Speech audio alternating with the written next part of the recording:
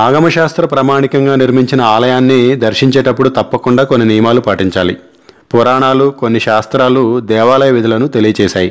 విష్ణు ధర్మోత్తర పురాణంలో సాక్షాత్తు శ్రీ మహావిష్ణువే ఆలయ దర్శనానికి భక్తులు ఏ విధంగా రావాలో తెలియచేశాడు. వాటిలో కొన్ని ఇప్పుడు మనం తెలుసుకుందాం. స్నానం చేయకుండా దేవాలయంలోకి ప్రవేశించకూడదు.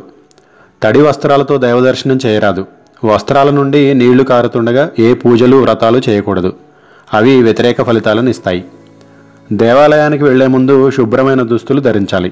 స్త్రీలు జుట్టు విరబోసుకొని దైవదర్శనానికి వెళ్ళరాదు. దైవదర్శనానికి వెళ్లే ముందు మైలగల ప్రదేశానికి వెళ్ళకూడదు. నుదుటన కుంకుమ, విభూతి, సింధూరం వంటివి లేకుండా దైవదర్శనం అసలు చేసుకోకూడదు. దైవదర్శన సమయానికి మూత్ర విసర్జన చేస్తే గంగాజలం శిరస్సు మీద సంప్రోక్షణ చేసుకొని ఆచమనం చేయాలి. మల విసర్జనకు వెడితే మాత్రం తిరిగి స్నానం చేసి దుస్తులు మార్చుకోవాలి.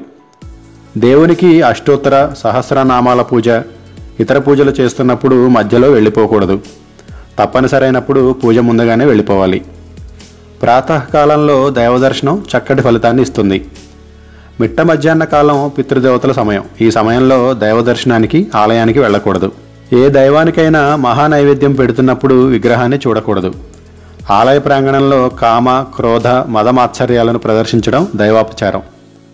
ఆలయ ప్రాంగణంలో దైవానికి తప్ప మరెవ్వరికీ శిరస్సు వంచి నమస్కరించకూడదు. ఆలయ ప్రాంగణంలో మౌనంగా ఉండటం ఉత్తమ ఆలయ విధి. దైవాన్ని ముందు పాదాలకు నమస్కరించి పైన శిరస్సు నెమ్మదిగా పైకి ఎత్తుతూ పూర్తి రూపాన్ని చూడటం మంగళకరం.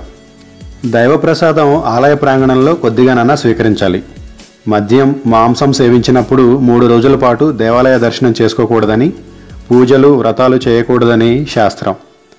దైవానికి వస్త్రాలంకరణ లాంటివి చేస్తున్నప్పుడు తొంగి చూడకూడదు.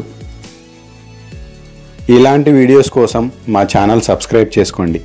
మా వీడియోస్ కనుక నచ్చినట్లయితే లైక్ అండ్ షేర్ చేయండి. Thanks for watching.